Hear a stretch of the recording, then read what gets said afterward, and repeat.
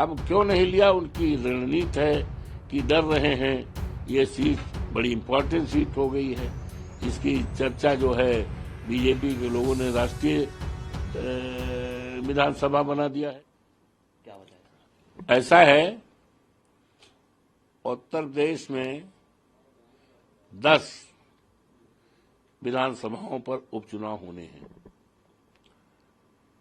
जिसमें हमारी सीट जिस पर हम विधायक थे, जनपद अयोध्या की मिल्कीपुर विधानसभा सीट की, जिस पर हम विधायक थे, और मैंने जो है 12 जून को इस्तीफा दिया, जिस इस्तीफे को माननीय विधानसभा अध्यक्ष महाना जी ने स्वीकार कर लिया 13 तारीख को, और उसी दिन माननीय हमारे राष्ट्रीय अध्यक्ष जी ने भी इस्तीफा 12 तारीख को दिया था, उनका भी 13 तारीख को मंजूर हो गया था, नोटिफिकेशन हो गया, और इसकी सूचना उत्तर प्रदेश के चुनाव आयुक्त को भी और संबंधित जिलाधिकारियों सबको दे दी गई।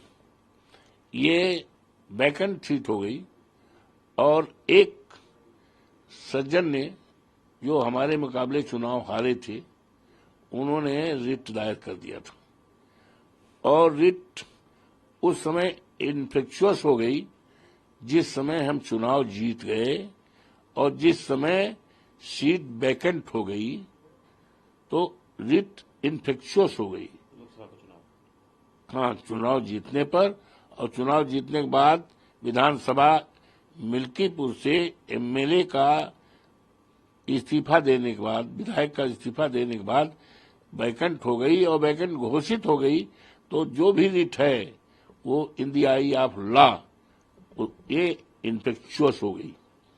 अब जब इन्फेक्चुअस हो गई तो जिसने रिट किया था, भारतीय जनता पार्टी का जो उम्मीदवार था, हारा है, और चर्चा है संभावित उम्मीदवार इस बाई इलेक्शन में भी होता, तो उसकी एक मॉरल ड्यूटी थी कि जब मैंने इस्तीफा दे दिया, सीट जो है इन्फेक्चुअस हो गई, और इस्तीफा दिए हुए आज 4 महीने से ज्यादा हो गया, जोड़ लें आप, 13 जून को वो हुआ है, तो जून, जुलाई, अगस्त, सितंबर, अक्टूबर, 4 महीने से ज्यादा हो गया।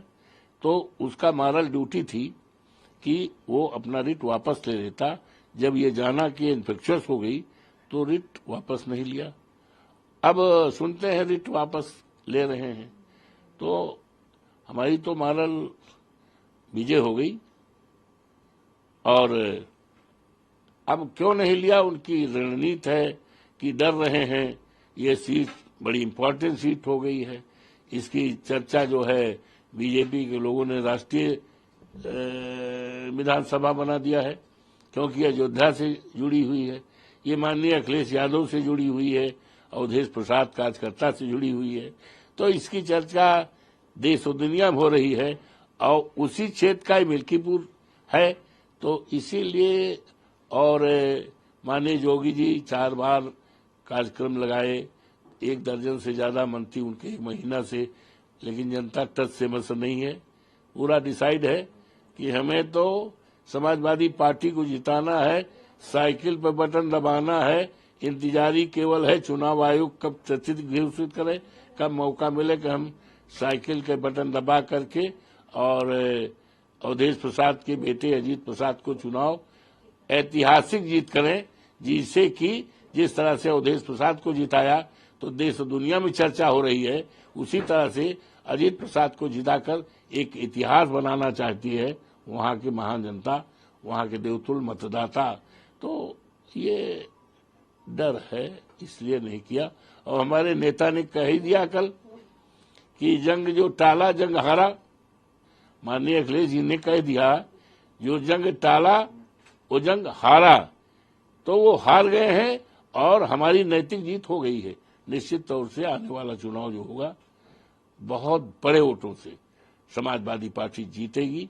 हमारा बेटा अजीत बहुत बड़े वोटों से एक इतिहास कायम करेगा और क्षेत्र का विकास और निर्माण और आपसदारी भाईचारा को कायम करेगा, लोगों को के बीच रह करके राजनीति नहीं करेगा बल्कि सेवा करेगा, क्षेत्र का उत्थान और विकास करेगा और ऊंचाई तक क्षेत्र को पहुंचाएगा।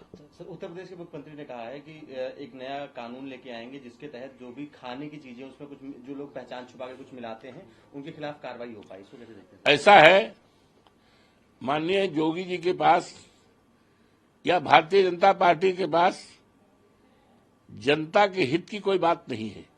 आज हमारे सामने, प्रदेश और देश के सामने सबसे बड़ा संकट कानून व्यवस्था का है, सबसे बड़ा संकट महंगाई का है, सबसे बड़ा संकट हमारे प्रदेश के, हमारे देश के नौजवान हैं, युवा हैं, पढ़े लिखे हैं, बड़ी बड़ी डिग्रियां लेकर डिग्री जलाने के फाड़ने के लिए मजबूर हो रहे हैं, आत्महत्या करने मजबूर हो रहे हैं।